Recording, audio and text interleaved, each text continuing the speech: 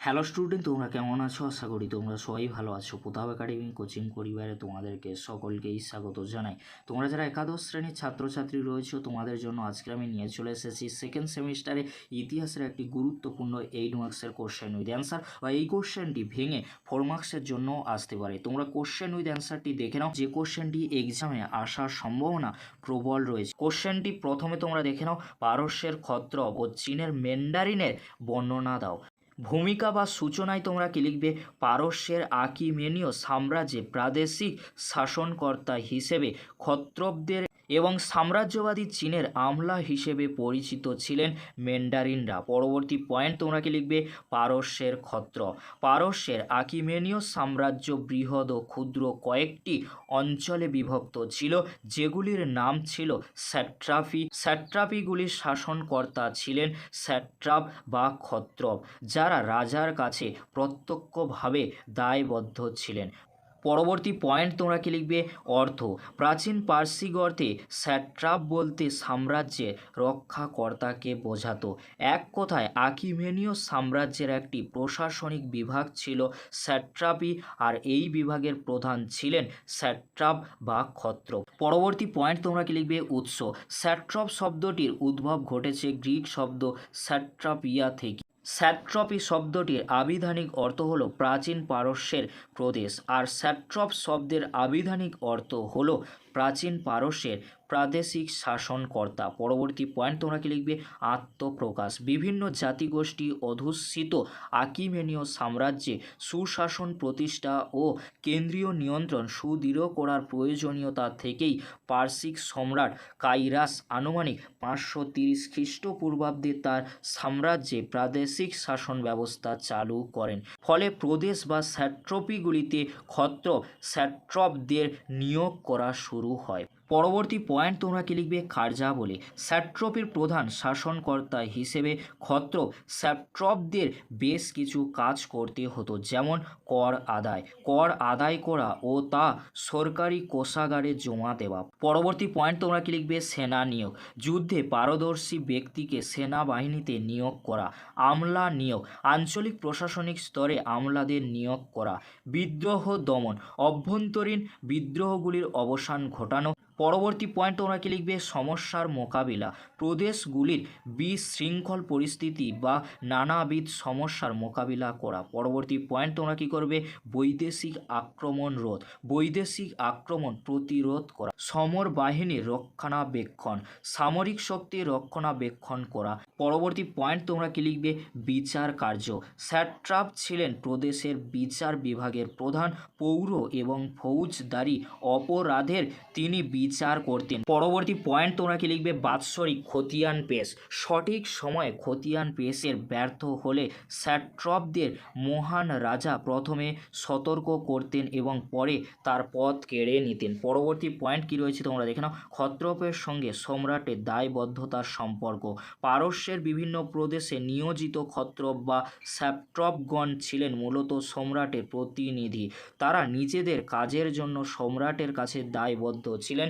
পরবর্তী পয়েন্ট তোমরা কি লিখবে? প্রতিনিধিত্ব। সামরিক শক্তি প্রদর্শন এবং রাজকীয় কর্তৃত্ব পালনের মধ্যে দিয়েই ক্ষত্রপরা নিজেদেরকে সম্রাটের সফল প্রতিনিধিত্ব হিসেবে প্রমাণ করার চেষ্টা করতেন। পরবর্তী পয়েন্ট তোমরা কি লিখবে? নিয়োগ ও পদচ্যুতিগত। নিয়োগ থেকে শুরু করে পদচ্যুতি পর্যন্ত ক্ষত্রপ বা স্যাট্রাপদের ভাগ্য নির্ভরশীল ছিল সম্রাটের ওপর। দায়িত্ব অবহেলা দেখালে তারা সম্রাট কর্তৃক পদচ্যুত হতেন। পরবর্তী পয়েন্ট তোমরা কি লিখবে? স্যাট্রপগুলির বিদ্রোহ।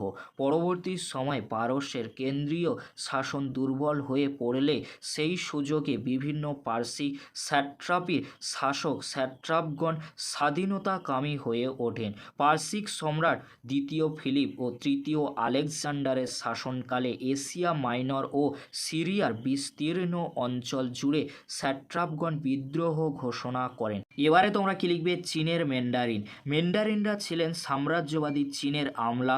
চীনা শাসনতন্ত্রে এদের গুরুত্বপূর্ণ ভূমিকা ছিল।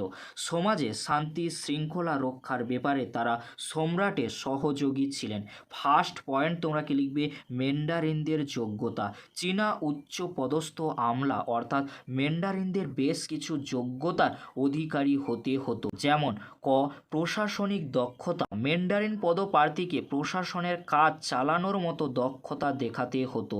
খ, শিক্ষা দীক্ষা। নিয়োগের আগে ম্যান্ডারিন পদপ্রার্থীর শিক্ষা দীক্ষা বিচার করা হতো। গ, রাজনৈতিক অভিজ্ঞতা। প্রার্থী ইতিপূর্বে স্থানীয় বা প্রাদেশিক ক্ষেত্রে রাজনৈতিক কার্যাবলীর সঙ্গে যুক্ত থেকে কোনো রাজনৈতিক অভিজ্ঞতা অর্জন করেছেন কিনা তা দেখা হতো। ঘ, ধ্রুপদী চীনের ঐতিহ্যের ধারণা। ম্যান্ডারিন পদপ্রার্থী ধ্রুপদী চীনের ঐতিহ্য সম্পর্কে স্পষ্ট ধারণা থাকা দরকার ছিল। পরবর্তী পয়েন্ট তোমরা কি লিখবে, নিয়োগ। ম্যান্ডারিন পদপ্রার্থীদের নিয়োগ করার আগে যোগ্যতা নির্ণায়ক পরীক্ষা নেওয়া হতো। এই পরীক্ষায় কনফুসীয় ও আদর্শ, তাওবাদ সাহিত্য, কাব্য, সাধারণ জ্ঞান, রাজনীতি এবং ধ্রুপদী চীনের ঐতিহ্য সম্পর্কে প্রশ্ন রাখা হতো। পরীক্ষায় উত্তীর্ণ প্রার্থীদের প্রথমে স্থানীয় প্রাদেশিক বা কেন্দ্রীয় সরকারি কর্মচারী হিসেবে নিয়োগ করা হতো। সাধারণত ম্যান্ডারিনদের একই জায়গায় দীর্ঘদিন না রেখে বিভিন্ন জায়গায় বদলি করে দেওয়া হতো। পরবর্তী পয়েন্ট তোমরা কি লিখবে, পদচ্যুতি। ম্যান্ডারিনরা তাদের কাজে অবহেলা দেখালে বা দুর্নীতিতে জড়িয়ে পড়লে বা সাম্রাজ্য বিরোধী কাজে লিপ্ত হলে প্রমাণ সাপেক্ষে তারা সম্রাট কর্তৃক পদচ্যুত হতেন। পরবর্তী পয়েন্ট তোমরা কি লিখবে, মর্যাদা। চীনের সমাজে উচ্চস্তরের ম্যান্ডারিনরা যথেষ্ট সম্মানের অধিকারী ছিলেন। বিশেষত চীনের কিং বংশের রাজাদের আমলে চীনের সমাজে রাজ পরিবার ও প্রধানমন্ত্রীর পরেই মর্যাদা ভোগ করতেন উচ্চস্তরের ম্যান্ডারিনরা। উচ্চস্তরের ম্যান্ডারিনগণ মূল্যবান ধাতুর অলঙ্কারযুক্ত ও রত্ন খচিত পোশাক পরতেন। তারা দামি পদ্মরাগ মণিযুক্ত টুপি মাথায় দিতেন। মধ্য ও নিম্ন স্তরে ম্যান্ডারিনগণও যথেষ্ট ব্যয়বহুল জীবনযাপন করতেন। তারাও জমকালো পোশাক পরতেন এবং প্রবাল, লাপিস লাজুলি, সোনা রূপা প্রভৃতি রত্ন খচিত টুপি মাথায় দিতেন। পরবর্তী পয়েন্ট তোমরা কি লিখবে, কার্যাবলী। চীনের ম্যান্ডারিনদের একাধিক কাজ করতে হতো, যেমন ক, প্রশাসন পরিচালনায় সাহায্য। চীনের ম্যান্ডারিনরা প্রশাসনের ঊর্ধ্বতন কর্তৃপক্ষের নির্দেশ মেনে যাবতীয় কাজ পরিচালনা করতেন। পরবর্তী পয়েন্ট তোমরা কি লিখবে, রাজকার্যে সাহায্য। সর্বোচ্চ স্তরে ম্যান্ডারিনরা যেহেতু চীনা সম্রাটের প্রধানমন্ত্রী সমগোত্রীয় ছিলেন, তাই তাঁরা প্রত্যক্ষভাবে রাজাকে সহায়তা করার সুযোগ পেতেন। পরবর্তী পয়েন্ট তোমরা কি লিখবে, সাম্রাজ্যে শান্তি শৃঙ্খলা রক্ষা। মধ্য ও নিম্ন স্তরে ম্যান্ডারিনরা প্রদেশ বা স্থানীয় অঞ্চলগুলিতে শান্তি শৃঙ্খলা রক্ষার জন্য প্রয়োজনীয় উদ্যোগ নিতেন। পরবর্তী পয়েন্ট তোমরা কি লিখবে, গুরুত্ব। চীনের ম্যান্ডারিন ব্যবস্থার বিভিন্ন গুরুত্ব ছিল, যেমন ক, প্রশাসনিক সাফল্য। চীনের প্রশাসনিক সাফল্য ম্যান্ডারিন ব্যবস্থার ওপরে অনেকাংশে নির্ভরশীল ছিল। খ, সাম্রাজ্যের স্থায়িত্ব বৃদ্ধি। চীনের সাম্রাজ্যের যুগে স্থায়িত্ব বৃদ্ধিতে গুরুত্বপূর্ণ ভূমিকা পালন করেছিল ম্যান্ডারিনরা। গ, জেনটি সম্প্রদায়ের উত্থান। চীনের সমাজে ম্যান্ডারিনরা বিশেষ সুবিধাভোগী এবং বিশিষ্ট সম্প্রদায় হিসেবে আত্মপ্রকাশ করেছিল। এই ম্যান্ডারিনদের থেকেই পরবর্তীকালে চীনে জেনটি সম্প্রদায়ের উত্থান ঘটেছিল। এবারে তোমরা লিখবে উপসংহার বা মূল্যায়ন। বা পরিশেষে বলা যায় যে পারস্যের ক্ষত্রপ ব্যবস্থা প্রথম দিকে সাফল্য লাভ করলেও পরবর্তী সময় এই ব্যবস্থার কিন্তু পতন ঘটেছিল। 1911 খ্রিস্টাব্দে চীনে কিং বংশের পতন ঘটার পর সামগ্রিকভাবে ম্যান্ডারিন ব্যবস্থার কিন্তু অবলুপ্তি ঘটে গিয়েছিল। এই ছিল আজকের আলোচনা। যদি ভিডিওটি হেল্পফুল হয়ে থাকে অবশ্যই ফ্রেন্ডদের কাছে বেশি বেশি করে শেয়ার করে দিও। আজকের এতটুকু। পরবর্তীতে দেখা হচ্ছে নেক্সট কোনো একটি ভিডিওতে। ভিডিওটি দেখার জন্য তোমাদেরকে অসংখ্য ধন্যবাদ।